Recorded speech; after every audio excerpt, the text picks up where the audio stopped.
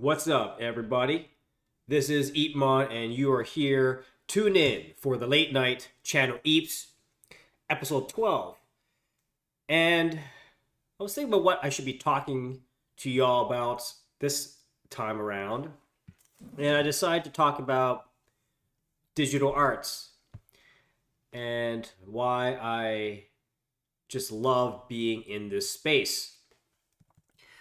And well, to start off, the fact is that I love the digital world simply because it's an anchor. Being digital and creating things using digital tools, graphical software to create digital art allows a creator to diversify their access to different industries. So, for example, I create digital artwork, and I can also find myself working in the public and private spaces, institutions, gallery exhibitions, and collaborations with brands. Actually, I should do a episodes about specific brands and case studies I've created. So I think this would be a great launch pad into that down the road. But some of the brands I've worked with in the past include Marvel Entertainment, Microsoft Xbox, Canada Goose, Alpha Industries, the Peanuts Comics, and so forth. So as you can see, this spans into the fashion realm, the comic realm, video games, digital art murals, as I mentioned in my previous episodes, that I've done murals for the Canada Science and Technology Museum and the Canadian Museum of History. So having a digital, being a digital creator allows me to proliferate and work in different industries and collaborate in different worlds, essentially. And that's a very powerful thing, because before, when I was trying to figure out what I wanted to do, of course I would listen to those who would give me advice. But I also said in my past episodes too, is that take advice as a grain of salt, because it's ultimately you as the individual to determine what you feel is best for yourself, for your growth, what you feel connected to most strongly. In the past, it was quite common, and probably still is today, that you would go to school, you specialize in a field, for example, like illustration, and you become an illustrator. So already your career path narrows down into a specialized field. And I was told, I remember that there was a person who told me, well, you should stick with one thing and do it really well. Become an expert at it, do it very, very well. And I understood where he was coming from, but what I don't think he understood is that the future, or the careers using creative tools, be it digital, no longer requires one to be pigeonholed within one particular task or one particular skill set. We live in an age, I believe, that access to digital tools encourages and empowers the individual to diversify and cross over into many fields instead of just one field. And I think this is extremely important and extremely required in this day and age. So that person missed the mark. And I was right. Because I enjoy working in so many different areas. So that particular instance where, okay, you got to specialize in that one field to be good at it. Today, that one field is also like the idea of working in different industries and having a very agile mindset and able to pivot. That in itself is the field. That's the field. That's where we got to be in, right? Especially nowadays. So I was perhaps at the right place at the right time. I don't know, but I am fortunate and grateful that not only can I do art, but I'm also technically savvy in computer science. And my interest, as I mentioned from I think I said this in episode 1, that I wanted to do something that required creativity and technology. As to what that would entail, I do not know. But the sort of pathways that I took would get me somewhere. As I mentioned as well, that my trajectory was never a linear trajectory. It was really like, ups and downs, upside downs, figure it out. But through the trials and tribulations, I start to unravel and understand more of where I want to go.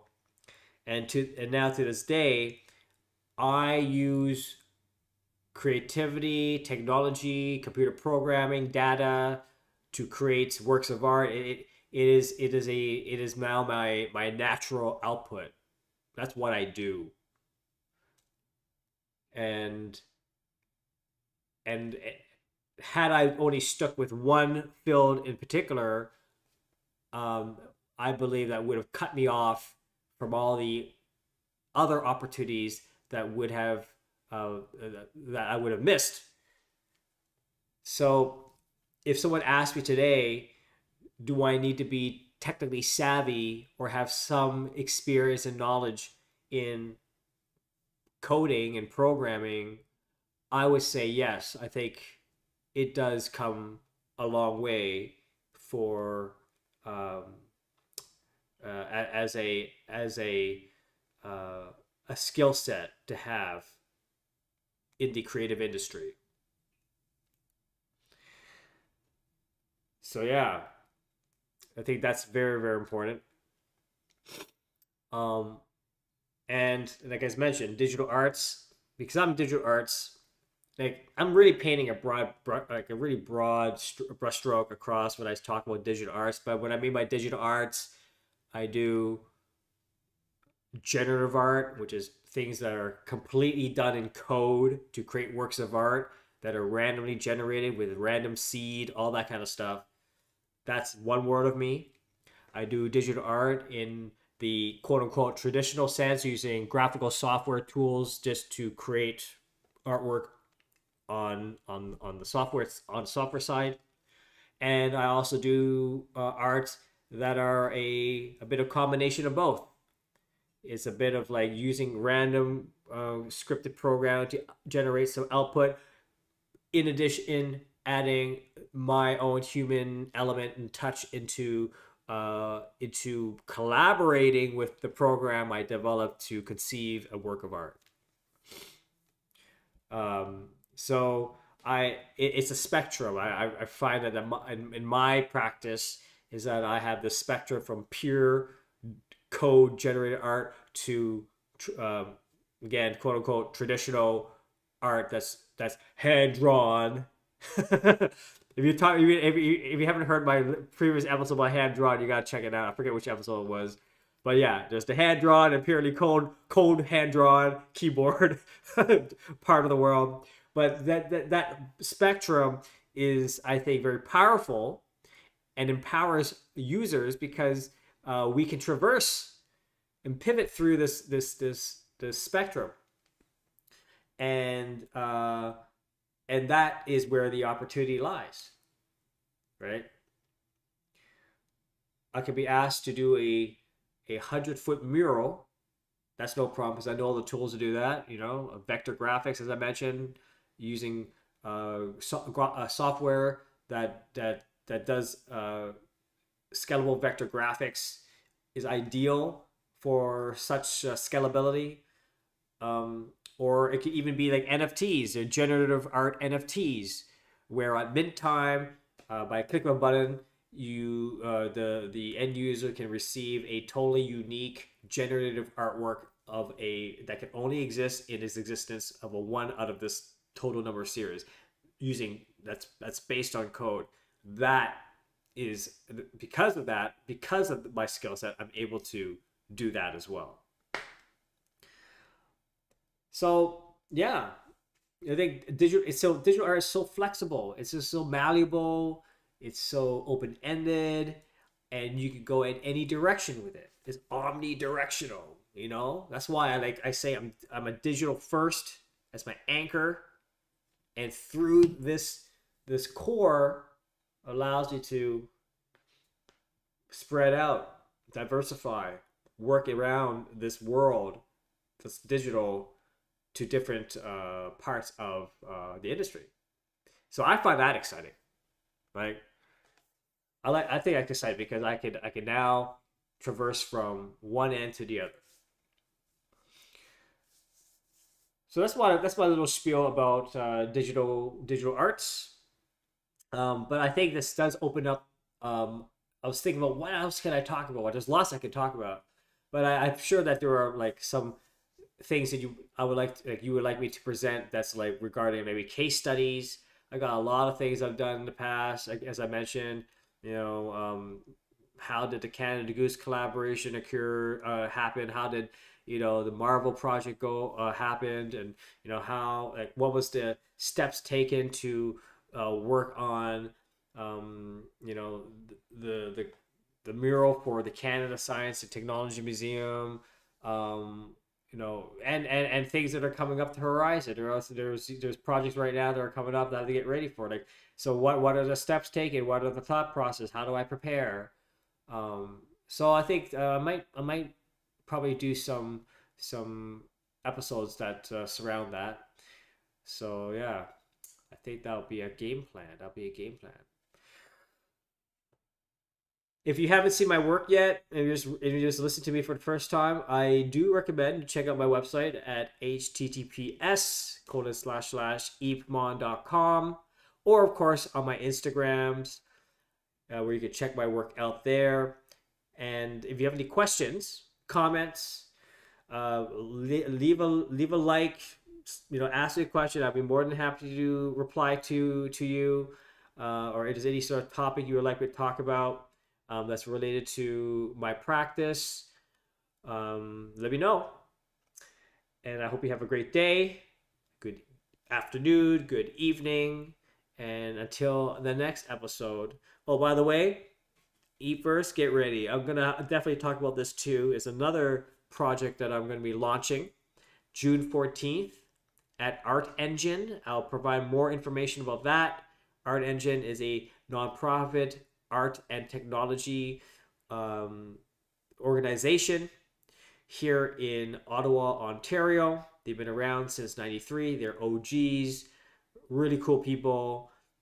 And for the longest time, we always want to work together on something. And I believe that the launch of Eepverse, his EEPMON's metaverse and characters and the world of entities, is, I believe, the right play, and it's going to be very exciting. I'll provide more information about that later, probably within the next week or two. And I'm excited about this too. I don't know what's going to happen. Who knows? But that's the beauty about, this whole creative digital space. It's like, what the Web3 world is like a startup all over again. And I guess he would be my co-founder, Dan. He is the Solidity developer on this side. We're going to leverage our strengths. I'll be the digital artist. He's going to be the Solidity developer, and we're going to create some really cool stuff using technology in the world of NFTs and the ERC tokens. But yeah, more on that later. I don't want to get too technical. So anyway, have a great day, and until the next time. This is the late night Channel Eeps signing off, and I'm going to bed. Bye bye.